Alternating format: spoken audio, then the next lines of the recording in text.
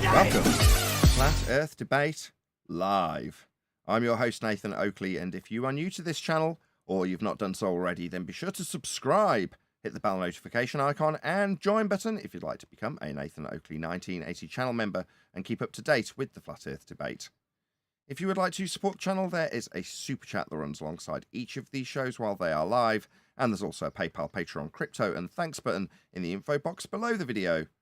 Most importantly, if you'd like to join the discussion, simply mute the page you are currently watching, then click the link in the info box below this video to join the panel and express your views on the nature of Earth. If you do join, please don't swear. If you do, you'll be ejected, and if you are, please don't try to rejoin the stream using sock accounts. You'll be warmly welcome back on the next stream. Please also share the show on social media. Sharing the show obviously increases the live audience, but this in turn increases the chances of a more diverse panel, so please share the show on Facebook and Twitter. Now, we are joined by Neil, Refracted Curvature, Arvin, and a whole bunch of people in Discord, so welcome one and all. Let's get it on. Let's go. Hey, good afternoon. Well, good afternoon. Good to have you all. Shout out to Skeptic936. He says, "Hi, everyone. Good to have you. Your super chat was about as enthusiastic as the rest of the panels. Thank you for the super chat. Hello, good afternoon. Also, shout Hello. out to Jardo, What's up, Skip? who gifted 5 memberships immediately. And Adam Meakin, who's one of my mods, has picked one up immediately as well, as has Neil." Tight sods. Keep swiping up the free memberships. How dare they? Anyway, welcome to the club. There's also a edited video of the Matthew Learns confessionals, which had a lot of swearing in it in the live stream. So I took a prolonged period, edited out, and it's now become a video that is called Flat Earth Wins. And we discussed that in the pre-show. A lot of work it took. That's going to come out in the next couple of days, but it is available if you're a member, and the previous week's videos are now available to the public. So if you do want to see the Rubber Ducky Life Preserver or Matthew Learns basically putting his job on the line for a curve angle, then those are now available to the public on this channel, Nathan Oakley 1980. So check those out if you haven't done so already. There's 2 versions of each. One's a couple of minutes long and the other's 10 or 15 minutes long. So there you go. Plenty to choose from if you've not watched videos on this channel. I've put a lot out recently, and there's also loads of member stuff. So those new members, you can check that out once this live show is finished. Please share the show if you haven't done so already. Let's do a bit of housekeeping. It's all very exciting. Any evidence of a physical geometric sphere edge? That's a horizon, formerly known as Earth curvature. I would hope you would. The model that was based off of flat Earth. The flat Earth model that was called the globe. Yeah, that's not going to cut it. Go on, John. Well, yeah, I was going to say the Earth curve calculator ain't going to get you there either, because you'll need a differential between 2 flat planes to calculate anything in that. But so that won't help you. Not to mention the Atmo day that we're all experiencing if we're begging the question of a sphere Earth in a sky vacuum. You know, you've got to have that Atmos clinging to the world without expanding into it for them to have no Atmo day, and bent lines like on screen now from Andrew Thomas Young. Sorry, I rumpus somebody in the Discord server. Hold on 1 second, whoever that is in G+. Go on, whoever it was. Now, just to mention that Al-Baruni, he ran out of mountain. If he had more mountain or a tower on the top of the mountain, his angle would be a different one, a different reading. So we would have a different radius. Well, it's a depression angle anyway to a flat plane. And with Andrew Thomas Young and the geometric horizon, it could only be a thought experiment because it only exists in the mathematics. It doesn't exist in reality. The black swan proved that. It's beyond this limitation. Well, the thing is about that, though, it debunked the misinterpretation of the mathematics that they were using. But the mathematics is still a differential calculation. So it's still using, you know, you're pretty much determining the size, the radius of the flat plane. And if you apply 7/6R to it, you're just expanding that flat plane. Well, you're absolutely right. And I know we've said this before, but let's say it again because it's a confession, but a subtle confession. When it comes to refraction, all his studies of refraction were done on a plane. But we know the Earth isn't flat, exclamation point in his writing. So we must take some geometric considerations followed up. So what's he admitting to subtly there? Well, when I went to study refraction, I couldn't do it on the Dingleberry globe. I had to do it on the plane. But I know we don't live on the plane, so I'm going to bring some Dingleberry math and make it a globe again. I mean, does everyone see the admission there? Any evidence you can acquire an elevation angle measurement from a curved baseline? Possibility.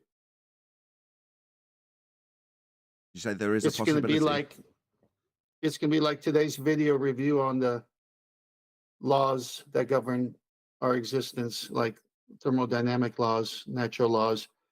They have to excuse them in order for the fairy tale globe to exist. Well, hold on. It must exist because Matthew bet his job on it. It doesn't matter Well- whether AutoCAD can't do it, and our sources and his sources say that it's impossible. It must be possible. Triangulation, where intersecting lines are drawn on a chart from different celestial bodies to pinpoint the ship's location. On a flat Earth. Hang on, did you get that? While Triangulation, Matthew learns, not trilateration. Celestial navigation requires expertise and practice. It also offers a sense of connection with the ancient art of navigation and I mean, not really. Like I say, I said this in the pre-show when we were covering the first half of this video, that to infer that it's like archaic or ancient or, you know, redundant in any way when everything's based on it is kind of a bit disingenuous or ignorant, one or the other. and the vastness of the cosmos. It allows sailors to navigate independently of modern technology. That may be true, but the modern technology also requires the same star charts and positioning from those celestial spheres that are being utilized in the same methodology on a Cartesian system in GPS. So again, it's kind of alluding to the idea that one is old and dusty but very romantic, and the other is just technologically advanced and doesn't need it anymore. That's the inference. He's not saying that, but that's what I take from how he's packaging it. Go on. But whoever. how does the vastness of space relate to anything about navigation? Just because they're talking about doesn't. stars. No. So in his paradigm, whenever the stars get mentioned, that's what they mean it is. Let's just let Adam in. Anyway, we've only got a couple more minutes of this video. I just want to wrap it up because we have covered it in the pre-show, so I just want to get to the end of it. Providing a backup method in case equipment failure or in remote areas where other navigational aids may be limited. But the navigational aids that he's saying might fail, this is my main point. And it's my only criticism so far, because everything else is disseminated as exactly as the dissemination came to us from Matthew Learns when he cited a naval officer who navigated for a career, and also Harold Jacoby when we referenced some of the navigation books. This guy's no different, we're no different. Anyway, those bits, no worries. But when you're talking about it in reference to the equipment's leaning on the exact same processes, charts, and systems that have come from the stars. So the two are symbiotic in that regard. It's not like they're mutually exclusive. Although advancements in technology have made celestial navigation less common in everyday maritime operations, See? I knew it. He didn't explicitly say it now, he does, and now I'm angry with him. Right. No. The systems that are being used by the technology are part and parcel of the same systems. They're both using Cartesian grids. So when we're talking about them in the vein that, no, we've got this new technological advancement that makes redundant the stars in terms of how they're utilised, that's incorrect. So he's explicitly stated it now, even though I suspected this is where it was leading, and I was damn right to do so. it remains a valuable skill for seafarers, especially for those navigating in extreme conditions on long voyages or in What difference does it make? It doesn't make any difference about the extreme conditions that you're in. Literally zero. It has absolutely no bearing whatsoever. Bearing, no pun. areas with limited infrastructure. We hope you found this video informative and We did. It was very good. Other than the idea that the current technological advancements in celestial navigation aren't based on and utilising the exact same structures, methodologies, charts, systems, grid systems, everything. It's all basically the same. You know, when we say GPS is a flat Earth proof, It's for the exact same reasons. Anyway, that was that. So I should really give this guy a proper bit of promotion. I'm not sure how big he is. But either way, everyone gets the same treatment. Doesn't really matter how big he is. We have responded, and it's worth letting him know. And probably worth giving the guy a sub. That was a pretty good job, I would agree. He's not in this discussion. He's just a normie guy disseminating it in a concise way. And in that respect, I think, well, I'll ask the panel rather than assume for them. Would anybody disagree that that was actually a very good job of disseminating that in a concise manner? I would say that it is a good job. I'm biasing the panel immediately. Yeah, that's why I posted it for review for you, because he brought in triangulation. Now, I've posted some slides just now in Master D, because while I was away, I did catch Matthew Learns talking about trilateration. Which are two different things, but here we just saw a video with the sextant, triangulation, okay, triangles in the word, trilateration. Tell me when you're on the first slide. I am. What is the difference between trilateration and triangulation? Well, trilateration relies on signal strength as an analog for distance. Triangulation relies on timing differences in the reception of tag signals, because these signals travel at a speed of light. The time differences in transmission are very small. That makes measuring instruments more expensive. How is triangulation used to determine location? In surveying, triangulation is the process of determining the location of a point by measuring only angles to it from known points at either end of a fixed baseline, rather than measuring distances to a point directly, as in trilateration. Next slide, please. GPS is often compared to triangulation, which is actually not entirely correct. More correct would be trilateration. Trilateration is based upon distances rather than the intersection of lines based on angles. Sextant measures angles. Next slide. Trilateration measures distances, not angles. I mean, the title says it right there. I mean, you can read this later, but title says it right there. And Matthew Learns was trying to say with a sextant, you do trilateration, not triangulation. He's wrong again. Next slide. Triangulation uses only angles to assemble triangles and determine positions. Think surveying. Trilateration uses known distances from a point to determine the location. I can't even say that word. Use differences in time of arrival of a single signal at different locations to determine distance. So you need instruments and electronics for trilateration, but you just need a sextant for triangulation. Next slide, Wikipedia. In surveying, triangulation is the process of determining a location of a point by measuring only angles to it from known points at either end of a fixed baseline by using trigonometry, rather than measuring distances to the point directly, as in trilateration. The point can then be fixed as the third point of a triangle with one known side and two known angles. Enough said. Mr. Sensible had this debate with Mitchell from Australia, lost a couple of years ago. Now it's surfacing up again, and Matthew Learns doesn't know the difference, doesn't know what a sextant, how it works. Well, trilateration's working on the idea of drawing a line using that signal differential, right, from where you're at, and calling that distance. Yeah, you need a point on Earth and like a receiver, and you get it involves electronics and pinging basically. Whereas where is that in the sextant? Anything on the sextant work that way? No, it's an angle measuring device. But my point is the shortest distance between 2 points is a line. If you're talking about distance over ground, you need a straight line. Correct. So it's a red herring, but it's not a red herring that does them any favors.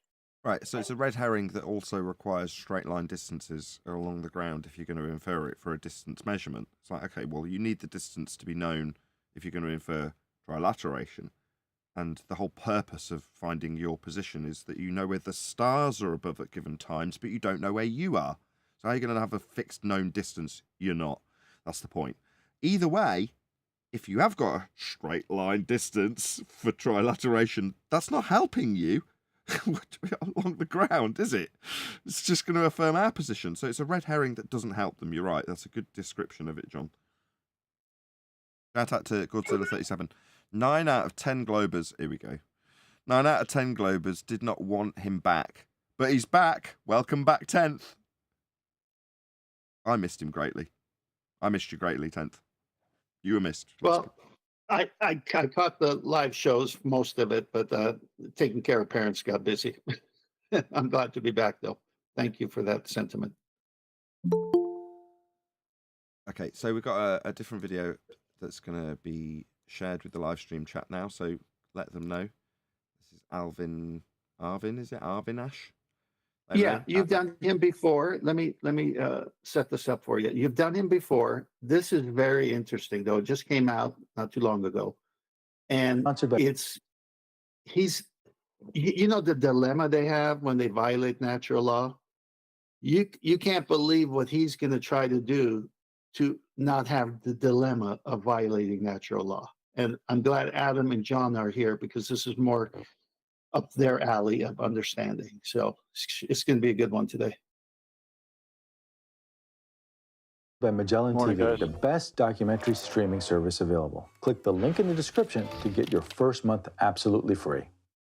It may be the most sacrosanct principle in all of science, something you learned in elementary school. The idea that overall energy is always conserved, that energy can never be created nor destroyed.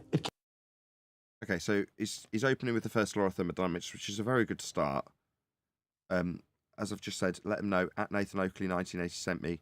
Just drop him a line and let him know we've responded to his video. Hopefully, in exchange, should he respond, he'll put a link to my video. It's entirely selfish motivation for me telling you to go to his video and say, at Nathan Oakley 1980 sent me. It can only change form. So for example, when a car is in motion but comes to a stop, the kinetic energy of its motion is converted to frictional heat from the brakes. No energy is lost. It is just converted from one Okay, so this is obviously for a very dumbed down audience, which is no bad thing, maybe. form to another. Similarly, a swinging pendulum converts its gravitational potential energy when at Gravitational potential energy is dropped in some terms we don't like already. its maximum height to kinetic energy at its lowest height. If there were no friction from the fulcrum or air, the pendulum could theoretically swing back and forth forever. But even with friction, overall energy is still conserved when you take the heat from the friction into account. What if I were to tell you that although conservation of energy for all practical purposes and applications on Earth is conserved, on the scale of the universe, No, this is one of those. I won't steal your thunder, John. You feel free to say it's your line. Is he gone? He's obviously did. I'm sorry. Go ahead. I'm a little bit tied up at the moment. Sorry. This is one of those short distance high energy problems that he's got here. Would you not agree? He's a bit tied up. I'll ask him later. this is not the case. Energy is not conserved in the universe. Well, then it wouldn't be a law of nature anymore. Why lead with telling us what a law of nature is and what it states if you're now going to completely violate it and say, you know what? That law of nature that applies always to nature, it doesn't apply over here in this special circumstance. Oh, right. Have you been to this place, Narnia, outer space, a sky vacuum, to verify that this law of nature does not hold true? Of course not. As a whole. What? How can this be? It can't. Yeah, okay, Numpty, what you're recognising is that space violates a law of nature. And you're saying, well, no, if I just say the law of nature, who are you to suddenly decide that laws of nature aren't applicable in a place you've never been? All right. So you know what I'm going to say? Go on, whoever. Go on. that was me. That was me. So this is the dilemma they have. We're governed by laws of nature. We have gas pressure, must have container for it. We have all the other arguments and the housekeeping questions, but they've got to make their outer space real. 10 to the minus 17 torr next to gas pressure without a container. You got to make that real somehow. So when it comes to their belief of outer space and black holes and dark matter and all this stuff, they have to violate laws of nature. He's basically admitting, how can this be? I live on a globe and there's a vacuum of space and dark matter and all these different things. How could it be? Because it would violate these laws of nature. So I'm going to say something now to where I can excuse laws of nature. And that's what he does the rest of the video. Right. So if I say there's a special land beyond the wardrobe called Narnia, and in Narnia there are multiple seasons existing all at once. Now I understand that that kind of doesn't jive with laws of nature, but what I'm going to say, how can that be? Well, the laws of nature don't apply in Narnia. It is just that simple. Now, if you thought the laws of nature that govern where we are applicable to this magical place that I have never been, you have never been, and violates these laws that I'm about to say aren't applicable there, well then more fool you. You just didn't appreciate that this place you've never been beyond the wardrobe door, that is Narnia, is able of having all of these different seasons all at the same time because the laws of nature don't apply there. Obviously. Yeah, because they're going to hold on to one thing. You've never been there. You said it yourself. So you don't know how to things work up there. Well, if you're claiming it's part of nature, then it would have to uphold natural law. Stay tuned because I'm going to explain that coming up. No, you're not. What you'll do is try and undermine the laws of nature, and we ain't going to let it fly. Right now. We're about to get music. I hate that. We're going to do this right now. So you're not going to do it right now, then you're going to roll an intro right now. About isolated system versus closed system. In thermodynamics, an isolated system is one in which no energy or matter can enter or leave. A well-insulated thermos would approximate an isolated system, but there's no perfect isolated system we know of. A closed system is one in which no matter enters or leaves. I hear an objection. Yeah, the thermos would be a closed system. A well-insulated thermos is still just a closed system because you can heat the outside of the thermos and change the temperature inside the thermos. It would just take longer. So he's using a closed system as an isolated system for, I'm guessing, a magic trick he's getting ready to do. Perhaps. Well, I mean, they might be slightly confused. The Glober came here once and told us the closed thermos is an open system. Yep, that's right. Okay, let's just clear it up. So when we're talking about laws of nature or describing gas law, you're always going to be describing it in a generalized way to make it understandable to anybody who's applying it to their world that they experience. And for that to occur, you have to simplify things like the gases themselves into ideal gases, for example. You also have to give this convention solidity, if that's a word.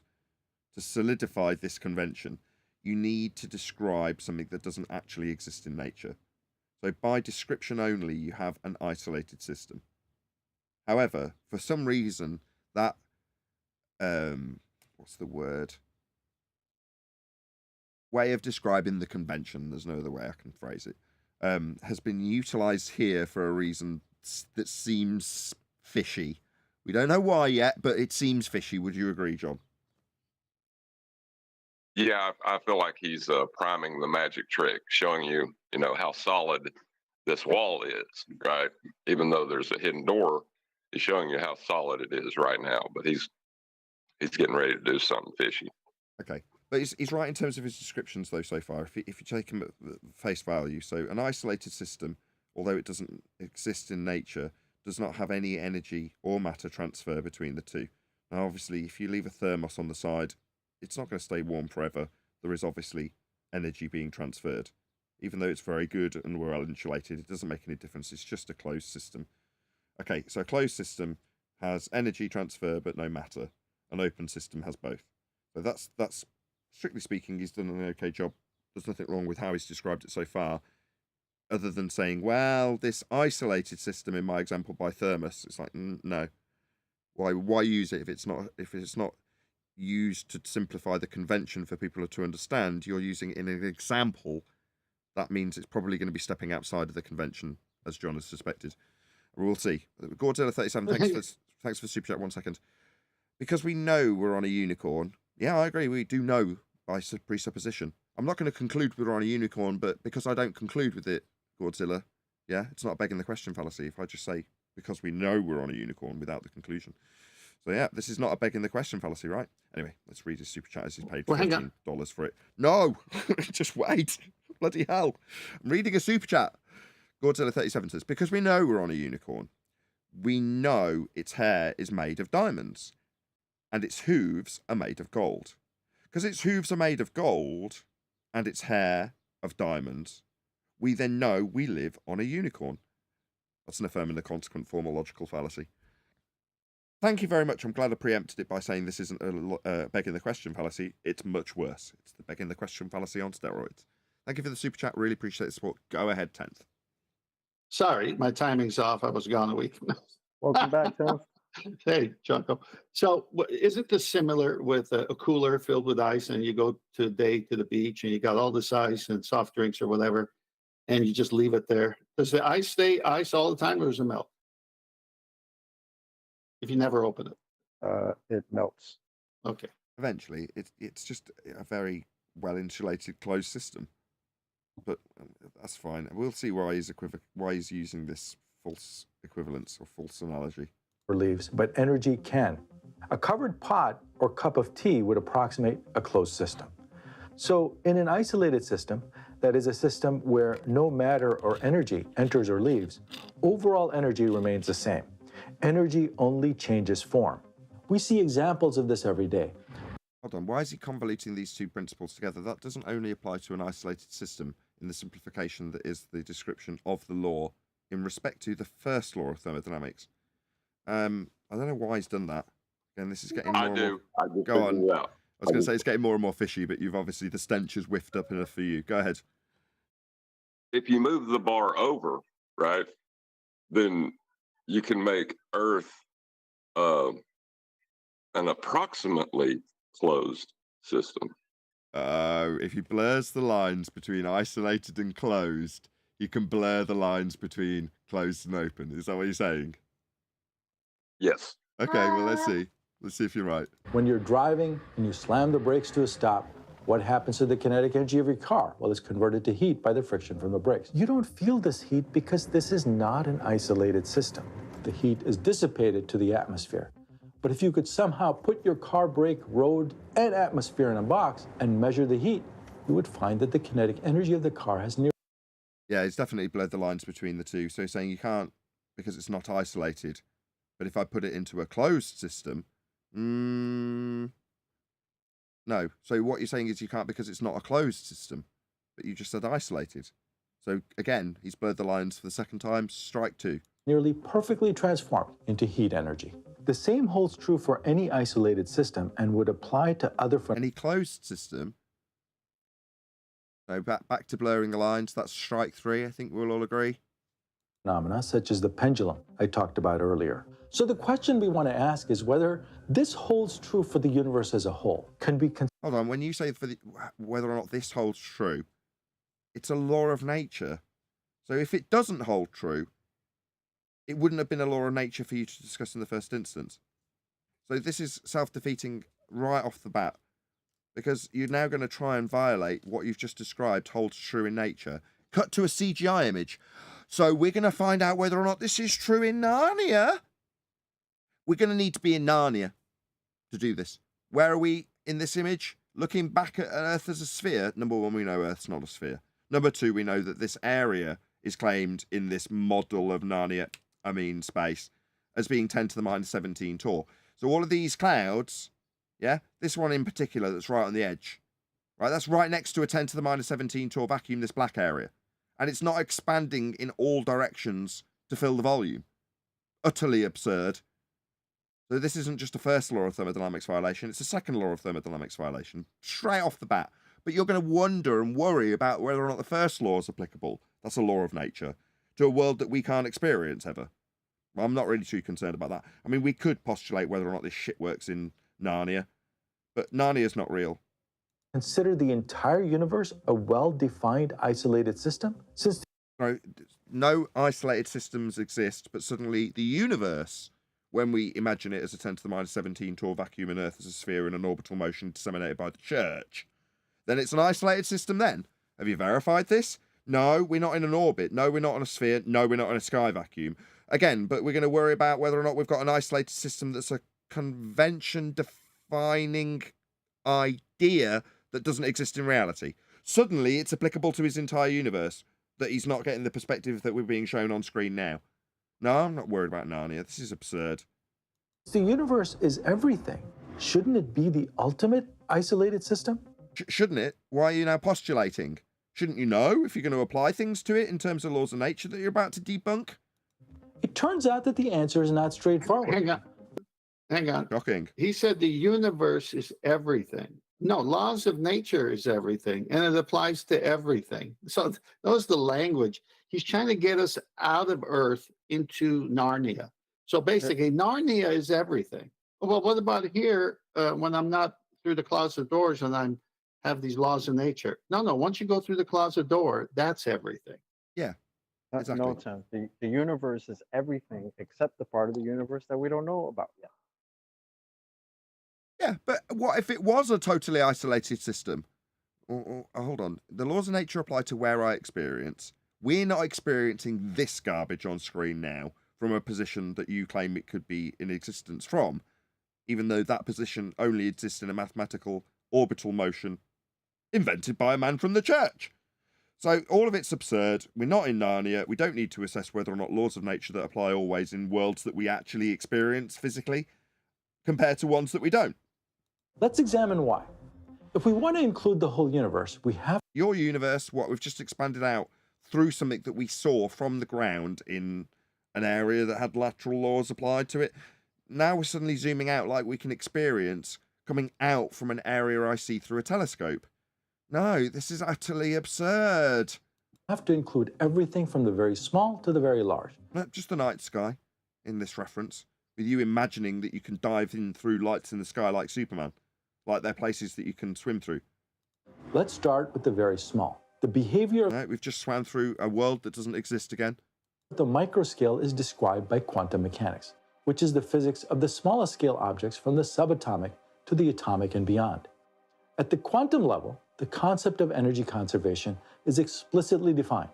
This is illustrated in arguably the most important equation in quantum mechanics. What does this have to do with space? Well, it's a presupposition, an assumption. It's almost like Matthew learns. Well, of course I have to assume the Earth is a globe. So these guys are assuming the universe, and they've given everything about the universe to us in calculations based on mathematics. None of it is empirical. So now they have to make the laws of nature somehow not contradict their mathematics and these calculations. So the assumption, so when he says, everything we know about the universe, well, what does that mean? Did you get that from empirical research? Oh, no, it's just our imaginations of Einstein and general relativity and mathematics. So now we got to match reality to that. Well, we'll see how you get on. Well, the thing is the laws of nature themselves aren't empirical because you can't falsify them. They're laws of nature. So he's going to run into what he's detailing now is the law of nature or the calculation to describe a law of nature that he's going to contradict. So he's got to put it out there in the headline. You know what I mean? Yep. The Schrodinger equation. This equation is all about energy. It shows that the total energy is equal to kinetic energy plus potential energy. Energy is conserved according to this equation. This is just one example, but we can invoke.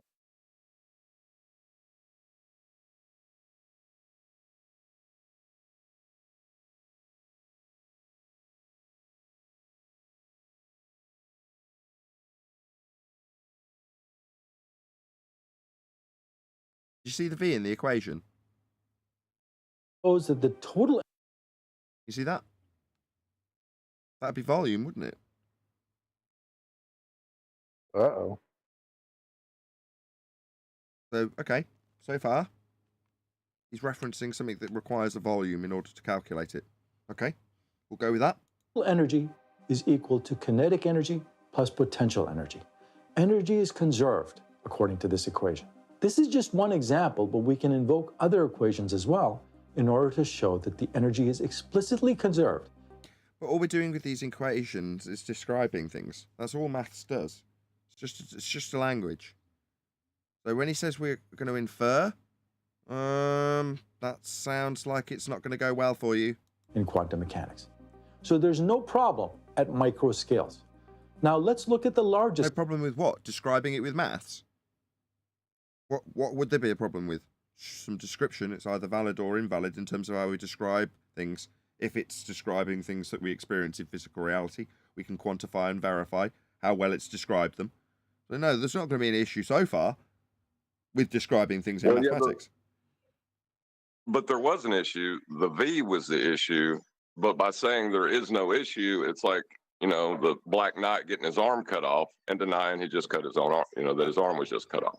I'm happy to see he didn't. We can't call malice yet because I've pointed that V out. He's saying there's no problem. Scales. The best tool we have to describe objects at the largest scales, such as the Earth, Sun, and galaxies. Hold on. Earth, Sun, and galaxies by scale in Kepler's idea of an orbital motion. No, again, you're working outside the conventions that have been given to you by the church in this instance. Then quantify how much of stuff we've got?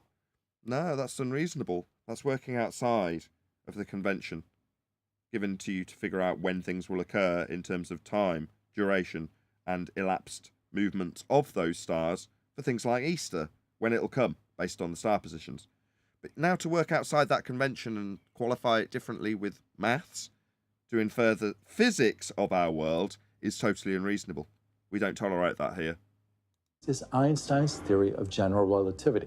Shocking that the next words out of his mouth were the reified fourth-dimensional pseudo-geometry of Einstein. What a shock.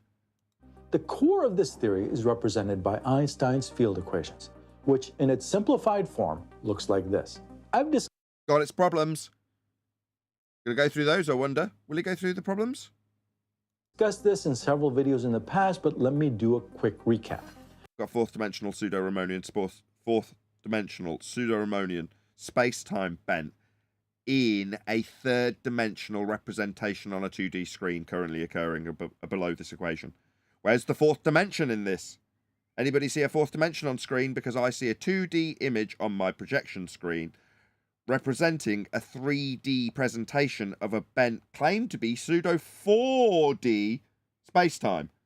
This is a bent geodesic in space-time. It's not. It's a line on a 2D screen that looks a bit 3D. But it's definitely not the fourth dimension that I'm looking at here, is it, ladies and gentlemen? But he's alluding to this three-dimensional drawing being fourth-dimensional bent geodesic in space-time, because that's where he's got his ideas from Kepler working in conjunction with Einstein's maths. Yet you're working outside of these conventions, my friend. It's a very poor show. It shows that you don't really understand them, because if you did, you'd know how pseudo they are, like we do. The left side describes the curvature of space-time. The right side represents the Called it. Matter and energy contained in space-time. Notice he's pointing to space-time. Fourth-dimensional pseudo-time bending. That's a geodesic in space-time. Why have you got an arrow pointing to a bent line that's alluding on a 2D screen to being a 3D bent line? That's not bent pseudo-4 space-time, my friend. You're just a liar, or thick, or ignorant. I'm going to call ignorant, because you've drawn an arrow to it, because in your mind, what, is this bent space-time? This is not bent space-time, my friend. You don't understand what Einstein was alluding to. Because if you did, you wouldn't be trying to depict it here. You know, like the numpties that drag out a sheet and throw balls on it, and then tell kiddies that that's bent space-time. No, this is definitely not pseudo-4 space, my friend. But you've got arrows pointing at it. Scummy liar, or totally ignorant. I'm going to go with the latter. Just dumb. You just don't understand this stuff as well as flat earthers do.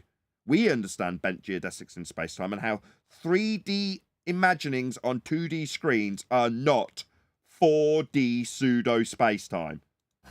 What this equation shows is that Nathan. matter... Yes. Is there a way that these people could put time in a box or bend it? Isn't it a concept?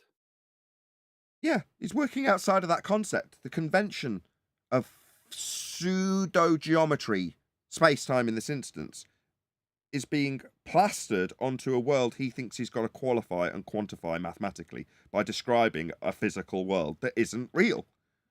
And when that physical world that isn't real fails in terms of his quantification and qualification for what it does in physical reality, which it's not, he's going to make apologetics by throwing natural law under the bus when all of this falls on its arse. In the meantime, while he's describing his pseudo-reality that we don't live in, he's got representations of pseudo-four-space geometry with 3D drawings on 2D screens. It's sad. Very sad. If he understood this stuff, it wouldn't be as embarrassing because he'd have found a better way around the fact that he's got a pseudo-geometry and now it fails. So he's got to throw natural laws, which are merely descriptions of how things always occur as we experience them. So these descriptions of as things occur and how we experience them don't occur in this world you're not experiencing. Yeah, all that means is that's not the world we experience. Yeah, we don't experience space-time and orbits. None of it's real. Yeah, but if you say it enough times, like gravity, gravity, gravity, gravity, people, space-time, space-time, space-time, and it comes with a moniker of a scientist or university, people who are busy living life think that they've discovered something, it's physical, it's real, and this is the trick. How many times has the explanation of gravity changed? Right on the And now we're title. going to go. It's right on the title. Pseudo-Riemannian four-space. The four-space is the fourth dimensional aspect of time with bent geodesics represented in a 3D picture on a 2D screen right now. That's what he's doing. Wow, Godzilla, man. Big spender. Shout out to you for the super chat. It says, from the chat to the panel. Oh, I'm going to keep all of the money. We love you guys. I'm still keeping all the money. Thank you for the super chat. Really need it. So poor. Anyway, let's not get into that. And energy affects the curvature of space-time. This curvature is what we perceive as gravity. Really? We don't even perceive pseudo-4 space-time, let alone it being gravity. So the bent geodesic in a 3D representation on a 2D screen of a 4D pseudo-geometry is gravity? No, my friend. Absolutely not. Only exists in the maths. Definitely doesn't exist on this screen. Isn't physical. And the curvature of space-time affects matter and energy. No, it doesn't. Pseudo-geometry So doesn't funny affect that physical reality. Go ahead. They can't even show us the physical curve of the Earth, but we're supposed to see this curvature of a concept. These people, they just say this stuff. The fact that they believe it is just astounding to me. Well, in all fairness, it is the best explanation for why everything falls down. But everything doesn't fall down. All right, that's true. So, timing is everything. Chocolate, well done. They're not mutually inclusive, though, are they, Chocolate? John's right. Admittedly, not everything falls down. But if you want the best explanation as to why things fall down, the most beautiful.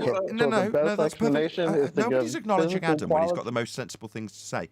Absolutely correct, Adam. Now, nobody's saying that we experience all of the seasons in the same place all at once. But if you want to know how those seasons work in Narnia, then we can give you the explanation for that. I mean, obviously, there's going to be natural laws violated along the way, and they're just descriptions of how things exist and how we describe them existing around us. But that's not how it works in Narnia, and we'll get to that, won't we, Adam? But if you want the best explanation about Narnia, as crap as and nonsensical and not based in fact, the best explanation is to go to C.S. Lewis. And if you want the prettiest explanation as to why all things fall down, even though you know they don't, gravity is the best and prettiest explanation of that non-observed phenomena. I'll plug Phuket Word's recent video. He did a really good job going through this in a very Phuket Word way. So shout out to you, Nick. Check out Phuket Word's most recent video. I don't know if someone can dig out a link for it. I can't at a pinch.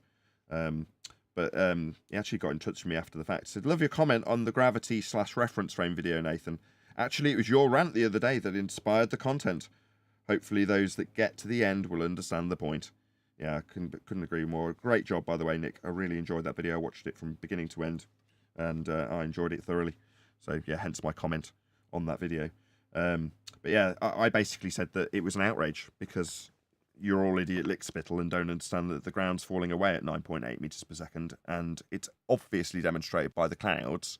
And when we talk about things that do fall, that's the opposing force of the upward bias that we experience when the ground's falling away, forcing the clouds up there to, to be up there. And if you want a further demonstration, I mean, I could chuck a bottle out of a window filled with various different gases if you want. But, ultimately I don't need to do that because the clouds are right there staring at you right in the face, letting you know that the ground's falling away. So anything that you want to put up against that in regards to why all things don't go down when most things around me right now aren't doing anything. But the clouds are definitely there, proving that the ground's falling away. And this is not an extraordinary claim. It is merely here for us to offer it up in false dichotomy against the globe, all things go down claim, so that we can have a fair fight with them. Because the ground's falling down, that's why the clouds go up. Anything that's contrary to that is the opposition force that would force it down, with the ground falling with it, because of the extreme force up that holds the clouds there. So, like I say, I can chuck a bottle out of a window if you want me to, with some gases in it. If that's what you need to prove the ground's falling away, then I can do that. But if you need that, you're dumb and lickspittle, then, I don't know what's wrong with you, really. Anyway. What the hell did I just listen to? It's where you take and create a phenomenon and give an explanation for that phenomenon, even though that phenomenon does not exist in nature. Yeah, I could just invent any old crazy shit. Ground falling away, why not? Sliding sideways, who cares? I can just say it's true and then give an example so that I can affirm the consequent thereafter. Ground sliding sideways, therefore here's my shitty example. Throws bottle out of a car window. See? Carl? Bottle thrown out of it. Therefore, ground moving sideways. I mean, don't you get it? Lickspittle. What's wrong with you? Well, as long as you don't make that conclusion, I guess we can go with that then. Oh, if I don't make the conclusion, it's not even a begging the question fallacy. Ground moving sideways, bottle gets chucked out of the window. I don't have to say anything else. No conclusion is even needed, and I didn't even beg the question. I'm just going to shout these super chats out. Sorry, guys. Shout out to Blue Ridge Ranger, who says, I don't think they understand the gravity of the situation. I agree, Blue Ridge Ranger. They definitely don't understand the gravity of the ground falling away. I mean, just look at the clouds, my friend, and you'll understand the gravity of this situation. Oh, by the way, the ground falling down, I'm calling that gravity. Why not? I mean, we've got 4 already. What's a 5th going to hurt? Relative density is the best explanation of why things fall down. Things fall down. Some things fall down, James Richard. Some things go up. Like the clouds, proving the ground's falling down. I mean, what's wrong with you, bloody lickspittle? Thanks for the super chat. That was the next thing I was going to say. Now, if you want to know why everything falls down, gravity is the most eloquent explanation for that.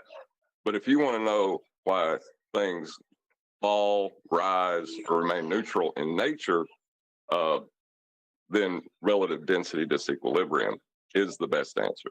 And uppity is the best answer if you want to know why shit's hanging around in the sky. I mean, bloody hell, everything's going up. You've got balloons, helium balloons, clouds, astronauts. All this shit is only up there because the ground's falling. Why else would men be flying and clouds floating around up there? It's because the ground's falling away from you. I'm telling you. You're all idiots. I'm down with uppity. Uppity is obvious to all of us that understand this stuff. It's not an outrageous claim that I've got no evidence for. It's not just here for me to offer up as a false dichotomy against gravity as a 9.8 meters per second downward bias that has a 0 effect when you're in fall arrest. Because obviously if you pick something up and drop it, they say it's because stuff's going to the ground with a gravity force that's pulling it. I say no. It's the reverse effect of everything being forced up as the ground goes down, and that counter positive, kind of a bit like relative density disequilibrium. But if you employ that, when something goes up, something's got to be forced down. And that's why it can still reach the ground if it's nice and heavy. But ultimately, the ground's falling away. Not an outrageous claim, not just here for false dichotomy against globe gravity. It's just obvious. Who or what is lickspittle? You, if you don't understand the Oh, ground's falling that's away for from you. now. What's wrong with you, man? You concave earthers would love that. The ones that believe that they're inside a sphere, the ground forms a sphere. That would be great for them. You should probably offer offer that as an idea for them to pick up and push, because that goes right in the same area. And I'm sorry, gravity is not the best explanation. Earth rising upwards is the best explanation. Neil, you're just not paying attention. That's going to get you in trouble immediately. That's not what he said. It's an incomplete statement. Gravity's not just the best explanation. End statement from Neil. The best explanation for why listen carefully, all things fall down. Just having a look at that cloud while I'm saying that statement. So the reason all things fall down and how that is explained, looks at clouds, is gravity. The best way to explain all things falling down, Neil. That's what he actually said. Okay, sorry, I missed that. Gravity is perfect. Yeah. If you want to know why all things go down, gravity's wicked. Awesome. If you want to know why all things go up, as they obviously do, then the ground falling away is a wicked explanation. That's uppity, right? Or free floatity. Obviously, free floatity. I've forgotten what we called it now. Free float. Free float. Free float's an excellent explanation for why all things go up. The tendency for things to go up it needs explaining. And I'm going to take all the credit. Free float is just, needs explaining. Not all things are falling unless you pick them up. But ultimately speaking, they're going to be resisting the down force of the ground moving down as the ground forces the air up. Well, the balance that's achieved to push it back onto the ground is only in effect because of stuff rushing upwards, because the ground is going down. I mean, this seems so obvious to me. Do I have to get a bottle out and chuck it out of a car? I mean, I will, if that's what needs to be done. Oh, God. Would it be better exampled by all things go west, right? You can look at the stars and see that all things are moving west. Go west. Life is peaceful there. I haven't had a free float since A&W root beer. You guys are not doing any demonstrations. Hold on. Oh, good one, Ken. You're not doing practical demonstrations like Dallas. So stop mocking it. Two things. Number one, Sleeping Warrior's just joined. He has done a scientific experiment to validate something which we have no claim in. If you hear the claim in terms of the phenomena, some things go down, some things go up, some things remain neutral. Yeah? That is a semi-neutral claim in and of itself. We're not saying there's any directionality to assert. It varies. Depending on what? Well, you'd have to figure that out. Well, it's dependent on the medium. You vary the medium, you can change the vector of something in terms of its directionality, down, up, or neutral. Well, yeah, we have a practical demonstration for that, but we don't have a positive claim. Yeah, it's fascinating to figure out why some things go down, some things go up, some things remain neutral.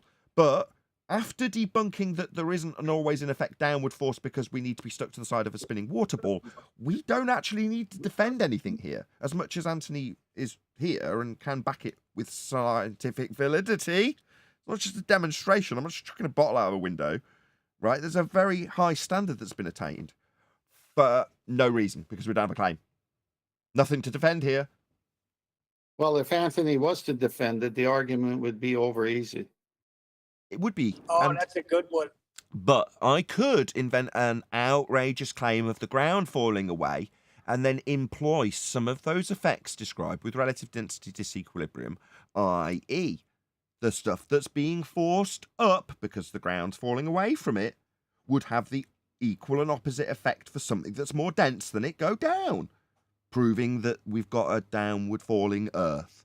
In other words, I don't back my outrageous claim, I just hijack something that hasn't got any real truth when it comes to my outrageous downward Earth claim, but I can utilise it to make my affirming the consequent work. And if you're stupid and don't recognise an affirming the consequent fallacy, you'll watch a bottle tossed out of a car and go, yeah, Earth's moving up, or down, or sideways, or whatever outrageous shit I want to make up on the spot today. This is I did have a reason for joining, Nathan. Check this. I was watching a program on like Discovery type program. I don't know what channel, it doesn't matter, but it was talking about how bodies are disposed of at sea or in water bodies. And there's a critical depth where a body, once it's dropped to, it can never come back. Even if it starts to decompose and creates gases inside and all that, it can't come back. And I was thinking about it, and I was thinking, I wonder why that would be. And I started to realize that as the depth increases, the pressure also increases. So the body is kind of like a Cartesian diver, but as the pressure increases, the air inside the lungs is squeezed out. So that relatively speaking, relative to the medium, the body, the cadaver, is getting more dense because the air inside is getting squeezed out. The volume is reducing. The body's becoming more dense. So you would perceive it as you're gaining speed because you appear to be getting heavier. What's actually happening is you're reducing your volume, and the gas, the buoyant gas, is no longer in your lungs, and you can't get back out once you're in that position.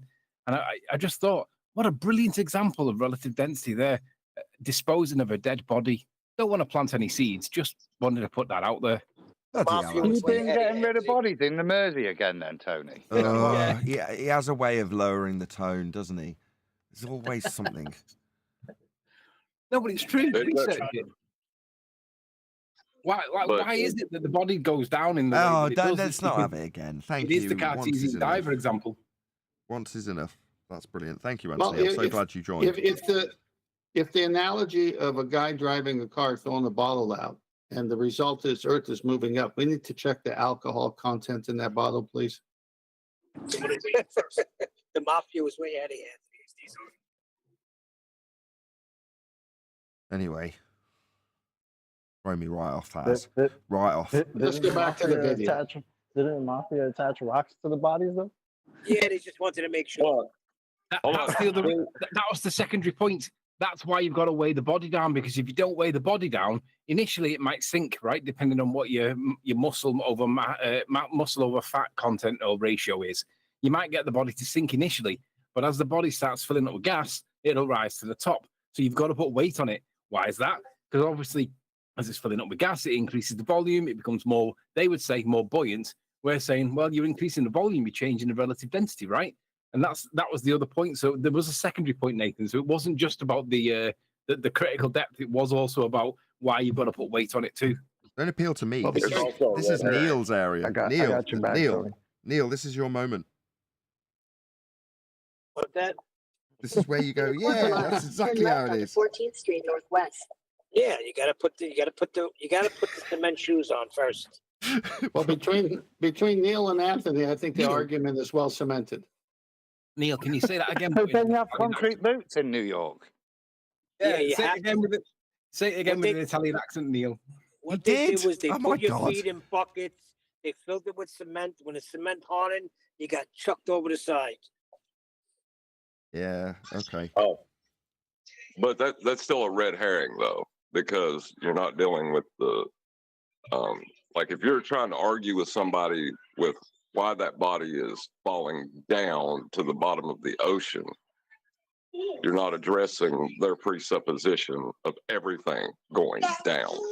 That's the beauty of it though, John, because it is a red herring, right? They don't make that argument, but we do make that explanation to our people on our side that think, I don't know, that there's an incoherent dielectric acceleration point. It's an explanation from our perspective, but it's completely nothing to do with the ball earthers, because it's beyond their arguments, it's beyond their scope, beyond their knowledge and intelligence. It's just our explanation for what actually is going on. Nothing to do with gravity and buoyancy. But see, the Ethereans have a downward bias as well, and that's why they have ether, is to explain why everything falls down. So they're having that red herring with gravity. We stand outside of that when we talk about relative density, because they're trying to explain why everything falls down. We're not doing that. We step outside of that completely. It is why it's a red herring, because they don't make any arguments for it, but we can demonstrate. At the end of the day, relative density is the only scientific experiment that demonstrates why things go up and down. Not just down, up and down, because the egg went up, didn't it? We know why. Adding a little bit of salt, wiggling that independent variable. Well, just to transition to the video between John and Neil. Now, next time I go deep sea fishing, I know how to chum for red herrings.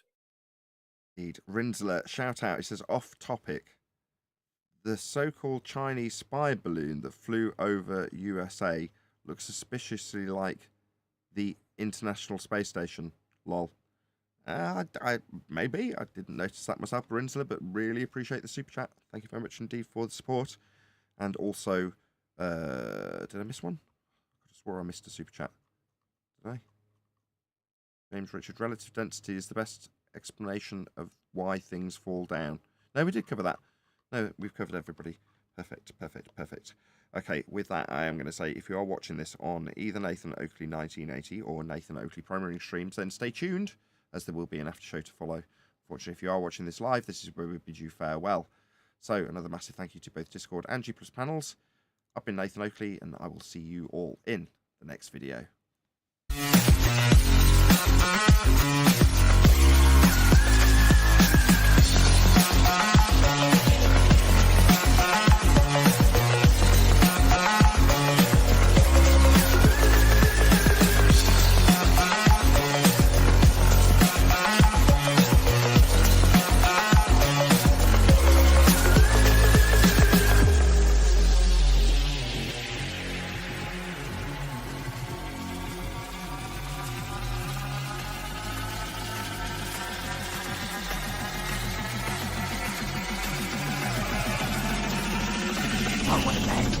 What a lovely day!